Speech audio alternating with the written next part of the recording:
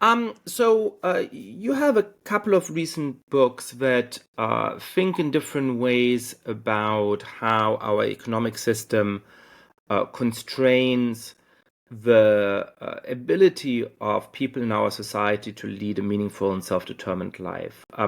In the broadest terms, what lies at the center of your concern here, and how does it go beyond just material inequality or people not having enough staff or access to services? Right. So a lot of my work is focused on developing a perspective that I've called relational equality. And the central concern, I think, of egalitarian social movements is to establish a society, a free society of equals.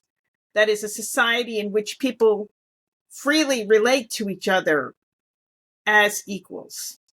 And a lot of my work has been focused on various domains in which people are not related as equals, but in relationships of domination and subordination. Quite a lot of my recent focus has been on the workplace. So in my book, Private Government, I argued that workplaces, if they're not represented by labor unions or have some kind of co-determination by workers, function essentially as little dictatorships. And workers experience subjection, harassment, demeaning treatment, and bosses pretty much have impunity as long as they follow certain rules. So the famous law school hypothetical, which is not really hypothetical, but often realized, is the equal opportunity harasser. Right? As long as you harass everybody equally, it's totally okay under American law. um, it's just when you do it in a discriminatory way that the law will step in and make the employer liable. But in reality, because of threats of retaliation for complaining about harassment, notwithstanding the fact that retaliation is also against the law under American law, the threat of retaliation effectively deters the vast majority of workers from complaining about harassment.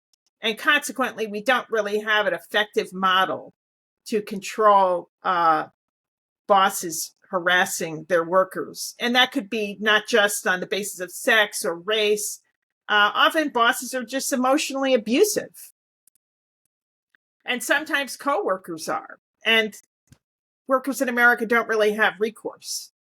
On top of that, workers lack effective freedoms even outside the workplace because under American law, they can be fired for almost any reason. If the boss doesn't like your political preferences, the party you belong to, or the people you've contributed money to, or they don't like some social media posting that you made in support of a candidate, you could be fired for that in most states. And again, workers have no recourse, even though the boss is reaching out beyond the domain of what we might think could be justifiable authority for the sake of having an efficient workplace. And here they're just doing it. They're just exercising their power just to control their workers' political activities outside of work. There are many, many cases like this.